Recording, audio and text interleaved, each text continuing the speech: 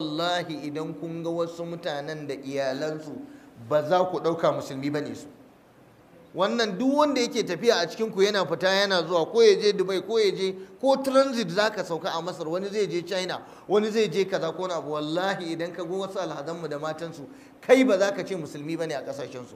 Wato dama suke ba wa matan na malam su yi shiga ta rashin mutunci. Ka ga matar aure tana tare da mijinta malam, ta ɗame jikinta, ta yi kwalliya, ta yi lalle, ta yi menene, an saka gyale sharara, an sauke shi a kafaɗa, ko lullubi ba sa hijabi. Allah jikan hijabi, waye zai ɗaura matarsa hijabi za su tafi Ingila? Su sun sani, kai ba ni sunan shi, ba ma wata ƙasa ba. Ku yi haƙuri mu faɗi wa mutane gaskiya don a gyara tarbiyya. Wallahi waɗannan shagunan, manyan shagunan nan da ake zuwa, wannan malls ɗin nan da ake sayayya, duk wanda Allah ya sa yana iya shiga da daddare ya je ya siyo kaya ko na abu, ka je ka ga mutanen mu alhazan mu da su da matansu in sun shiga suna sayayya. Waɗannan manyan shagunan da ake, ba ana shiga ana tura keke ana tsintan kaya ba?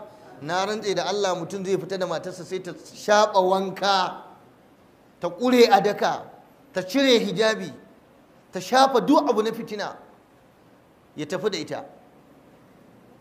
Suna zagayawa tana tsince-tsince.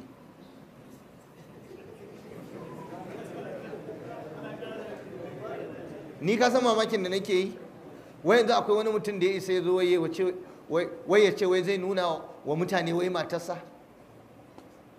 Akwai shi dama? In ka ga wani, in ka fito da matar taka, in ka ga wata matar ko wata yarinya budurwa, sai ka yi Allah ya isa ma da ka auri wannan matar, saboda za ka tabbatar cewa wato baka ci sa'ar aure ba.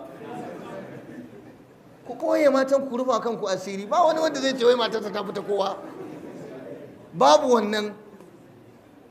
Allah kiyaye mu da namijin da bai da kishi. Ka bayyana tsiraicinka, matarka tsiraicinka.